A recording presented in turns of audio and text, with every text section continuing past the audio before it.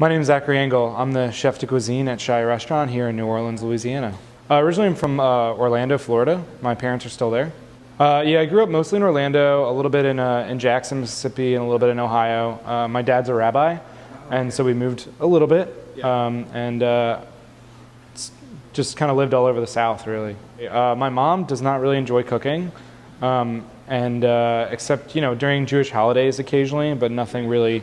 I don't have like the grandma taught me everything story. My dad worked a lot as a rabbi of a congregation, and so I kind of had to fend for myself, and I learned how to cook just by experimenting over and over again with like chicken parmesan. When I was a kid, like 8 or 9 years old, I just got tired of my mom making fish sticks and mac and cheese, and I thank her every day for being an inadequate cook and helping me find my my life's career. I was a good student. I got into a lot of like big schools on the East Coast, and I ended up at Tulane the year after Katrina in 2006. I just kind of landed here for no really good reason, and when I got here, I started cooking at the Hillel on Tulane's campus as like a part-time job to like make extra beer money and pay the rent. And when I was a senior, I applied for a job at Domenica when it opened. And that was my first time in a restaurant when I realized like I really actually enjoy this. Like cooking is a real thing. Yeah, I worked on the opening team. I was Lisa White's first pastry assistant for like 8 months or so. And that was my first foray. Todd Pulcinelli was the sous chef at the time, and like showed me how to like cut stuff with a knife, and it's like still very surreal that was like my first job and I ended up back here. But yeah, it was like the rush of opening up a restaurant and all that. It was really exciting, and I wanted to do it for a career. Seeing like what a real restaurant does behind the scenes, I just kind of fell in love. I didn't realize like how many people it took to operate like a restaurant, especially one like Domenica is large. I didn't understand that there are all these organizational systems that are in a restaurant. So when I was in business school at Tulane, that was all stuff that we would like kind of go over: human resources, organizational systems, labor management, like that sort of stuff. And then I'm kind of seeing it in a small business happening, and that really drew me in deeper and pushed me towards kind of focusing on like, how do I be a restaurant owner? Like, how do I be like Alon in 10, 15 years? Because that seems to be like where my trajectory was, because I already had that sort of educational background and understanding like the concepts, and just kind of like it blew my mind that the stuff that I thought I was really just kind of wasting my time in school and not really thinking because I was going to cook, and then in the end it's become like really useful for me. I've always had like that thing where I have a business degree, so I could have always just bailed out and like gone and worked a 9 to 5 or whatever, but I've kept going and like darker and deeper into the belly of the beast, and it's clearly paid off. Like I'm really still enjoying it. So that's kind of the thing too, is I've always had a bailout plan, but I've never really had to use it. Well, when I graduated, I went and worked for Mike Salmanoff at Zahav in Philadelphia, and I worked for him for a little over 3 years, almost 4. Yeah, I've known him for a long time, since I was a little kid. Like a mutual. Well, my best friend growing up is his first cousin. So I've known him before he was cooking, when he was like a teenager.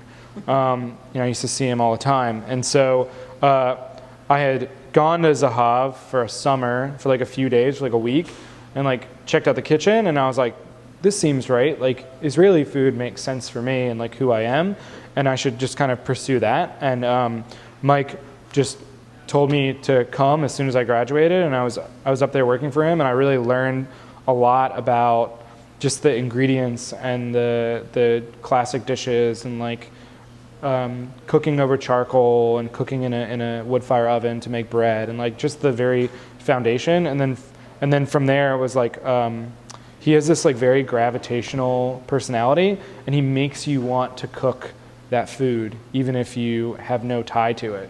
But I obviously have a tie to it, so it just kept growing in me to keep pursuing it. I still think that Mike has an impact on the way that I cook and like have an understanding of food.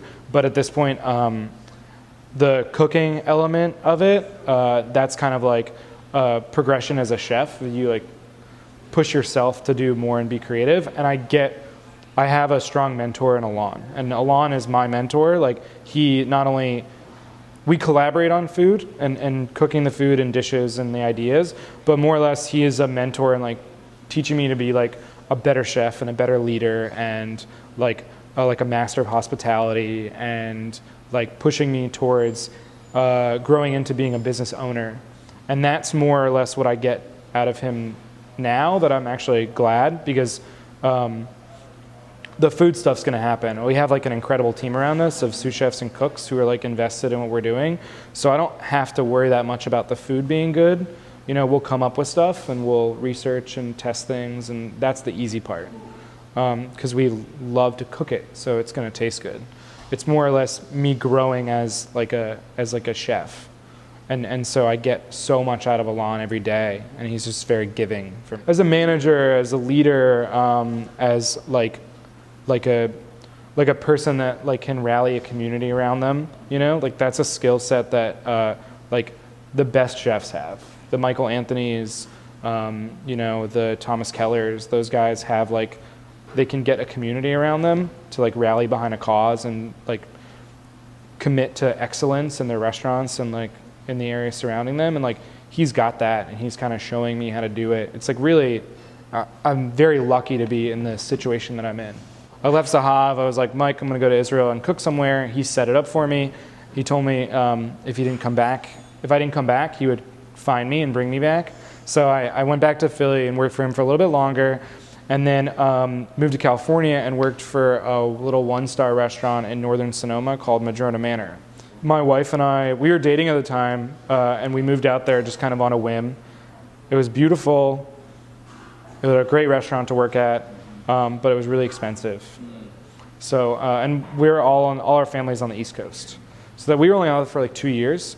But what I got out of that experience was I had a chef, Jesse Malgren, who I like specifically sought out to work after because of his pedigree. And then we had a garden on the estate, like at the restaurant, and you'd go out and pick tomatoes, squash blossoms, like kale. We had our own like microgreen greenhouse, and like all that stuff you do as part of your prep for the day, and then you'd cook it for guests. And it was like literally like soil to your hand to a plate. And that was kind of like the experience that I was seeking in California, and I got that. Jesse wasn't just good at like putting great food together and like creating an extraordinary experience for people.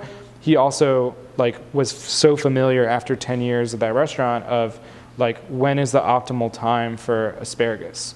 So I learned like hyper seasonality, like products at their peak. Like I have an idea for a benchmark of what a tomato should taste like from living out there. And I think that that's kind of also like set me on a faster trajectory than I think a lot of cooks. So I'm made some good decisions, but I've been really lucky to have a lot of strong mentors. My wife and I were struggling in California and wanted to move back to the East Coast, but not be too close to family, so we could kind of like have our own lives. And then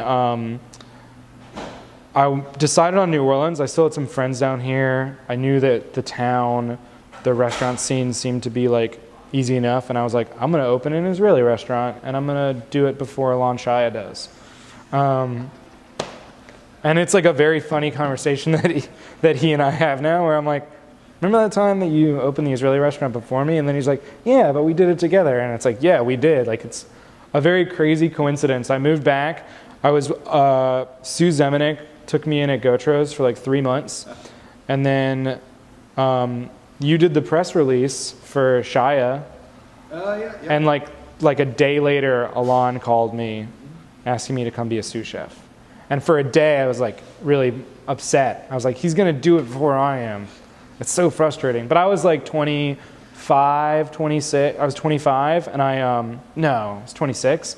And I was like, you know, coming in from California, thought I was like the big man on campus, you know, but I had a lot of stuff to do before I could open up an eponymous Israeli restaurant like he did. So I'm here for the long haul, you know, like I settled into New Orleans. I had my first kid, like my wife and I are enjoying it. We have a community that we like belong to. And I have like a great mentor who's like just like fully invested in making me better. And I have a restaurant that, like between the two of us, I almost have carte blanche to kind of direct in the way that I think I want to direct. And I get to prove myself as a chef here with like a full support team behind me. And that's like an opportunity that you don't pass up. Because I know that kind of like it's easy to be like, oh, I'm the executive chef now, so now I'm gonna go do my own thing and jump ship and like, you know, bounce around. And like I don't really see that as having as much like value as developing this into being like a great restaurant in the country, like consistently. And that's what I want to do. Like we like transplant people in New Orleans to like, you know, halfway around the world through food. And that gets me excited. When the cooks ask me questions, when they're like inquisitive about something, they're like, so what is harissa? Where does it come from? And I can kind of explain that story because I get so much value from Alon, and like I should be putting that back in to everyone that works for us. And so I get really excited when I get to like teach and instruct and tell them like the story of the food that they're cooking, because it would just be easy just to have them show up, saute some stuff, clock out and go home. But I want them to like be invested in the cuisine so that when they leave, they can be an ambassador for Shaya and for like the food that we're cooking.